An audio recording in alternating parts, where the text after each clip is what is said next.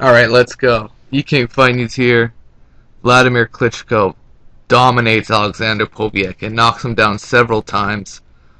There was a round where he knocked him down 3 times. And Povetkin just showed all the heart in the world. I believe that was the 7th. 6th or 7th. Oh my god. And he also got a knockdown, I believe, in the second round. Klitschko. Tremendous performance. I would say about 2 of the knockdowns probably shouldn't have been called a knockdown. He was doing a lot of questionable tactics, to say the least. If you saw the UK feed, they were really expressing their disapproval for how Klitschko's fighting. However, it's different from Bernard Hopkins, who they would consider masterclass, of that ilk. Klitschko really reminded me of Bernard Hopkins, the way he was fighting. Just the perfect lead right hand, a left jab, lead right hand, and lean in, and just perfectly have Povetkin, because he's already ducking, so he leans right in there, and then he puts that weight on him, and Povetkin's head just fits right up left armpit. He just knows how to do that so well. He knows how to just sort of stop the opponent from making moves on the inside, just because he is in complete control of hands.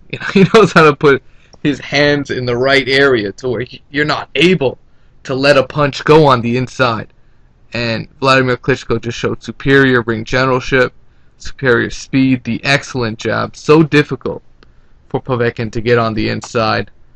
He made it very difficult for Alexander Povetkin, who really did everything he could and deserved applause by the 12th round, but he made it so difficult for him to get on the inside. I think he could have definitely done a lot more with his foot speed. He could have definitely tried to just take a step back and maybe try and counter him. Lead with a shot just to get on the inside. And he was trying these things in the first round, but what happened was he just, from the taking all that punishment, he exhausted himself, and his legs just were standing very, very loose, if you know what I mean. Like, he just did not have the energy. He could not sustain, just from complete exhaustion of being in there with throwing all these punches and then leading on him right after. It's an exhausting 12 rounds for Alexander Povetkin, who wound up going the distance. But my God, what a great performance by Klitschko. I'll say it again.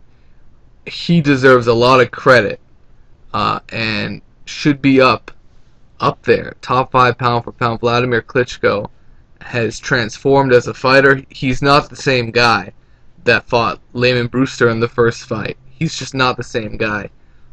He's grown. He knows how to handle himself on the inside, and he knows how to really move his arms in a way that will stop the punishment from coming. Like he just, the subtle moves on the inside, the subtle moves that Wladimir was using, just with the forearm. Because when it was like Povetkin was jabbing, and his arm was constantly just hitting Vlad's left hand, so he blocks his jab, and right there he sets up a right hand, and then he just leans and holds, and when they back up, he's back at his distance. Just little things that really prevented him from getting hurt by anything serious. And that's what Klitschko showed. You want to talk about dirty tactics.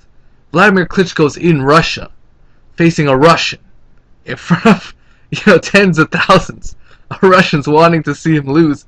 He's gonna do whatever it takes to win. Okay, if he's in Germany, you may or may not see Klitschko fight the way he fought, but he did whatever it took to get the victory, and he completely outclassed Alexander Povetkin. That's what it is, guys, man. Klitschko deserves a lot of credit for this victory, because he took on the toughest guy and made it look easy. It's easy work. Easy work. So let me know what you guys think it is, what it is. Peace out.